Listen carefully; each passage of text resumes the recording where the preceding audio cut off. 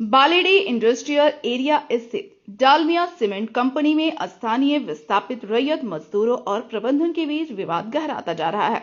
मजदूरों का आरोप है कि कंपनी प्रबंधन उन्हें काम से हटाकर बैठा दे रही है और उल्टे उनके खिलाफ मामला दर्ज कर परेशान कर रही है।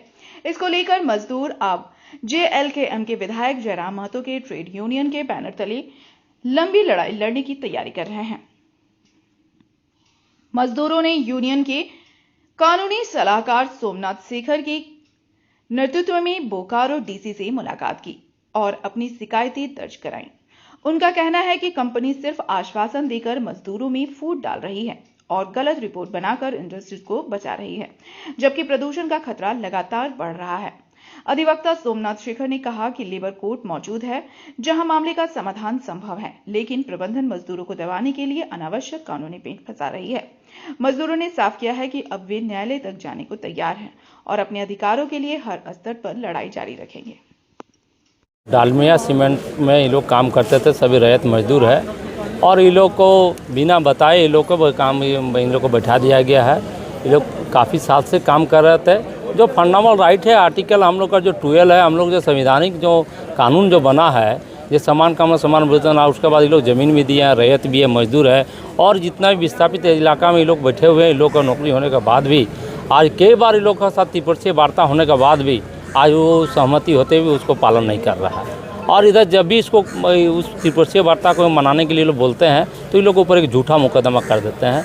अभी ये लोग ऊपर SDO मैम के यहाँ से वह जो पहले CRPC के प्रोविज़न 107 अभी 126 से उनका नोटिस आया है और ये लोग पूरा कानून का पालन करते हैं। आने वाला समय में भी कानून का पालन करेंगे।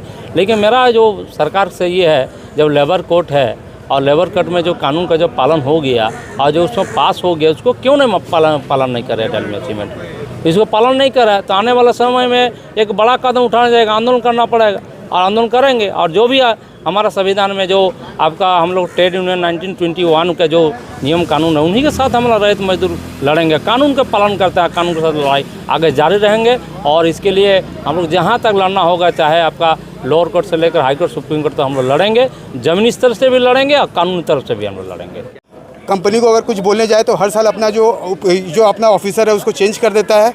हर साल नए ऑफिसर आते हैं, नए आश्वासन देते हैं हमें, और आज तीसरी बार ये जिस भी पोजीशन में हम लोग बात करने जाते हैं, चाहे वो HR हो या सिक्योरिटी हो, आज तीसरी बार चेंज हो चुका है वहाँ पे HR और सिक्योरिटी। और जब भी जाए तो एक नया हम लोग को आश्वासन और टाइम दिया जाता है। किस कंपनी के गेट क्या गया? हम लोग डालमिया कंपनी में काम करते हैं, कार्यरत हैं और कंपनी से हम लोग जो है वो बहुत पहले से जुड़े हुए हैं। जब से कंपनी आई है तब से जुड़े हुए हैं, आज 15 साल से जुड़े हुए हैं। आज तक रैयतों के लिए ना उनको सही मुआवजा दिया गया है ज़मीन के बेसिस पे, ना BIDA की तरफ से, ना कंपनी की तरफ से अस्थायी नौकरी दिया गया है, ना पॉल्यूशन जो हमारी तरफ से जो हम जितने गांव वालों को जो पॉल्यूशन होता है उसके एवज में कुछ भी किया गया है। बैठने से पहले क्या आश्वासन आप लोग? आश्वासन हमने ये दिया गया था कि हमें कुछ वक्त दीजिए। सबसे बुरी बात यह है कि कंपनी ने अपने हायर अथॉरिटी तक ये बात नहीं पहुँचाई है कि हमारे साथ क्या प्रॉब्लम चल रहा है।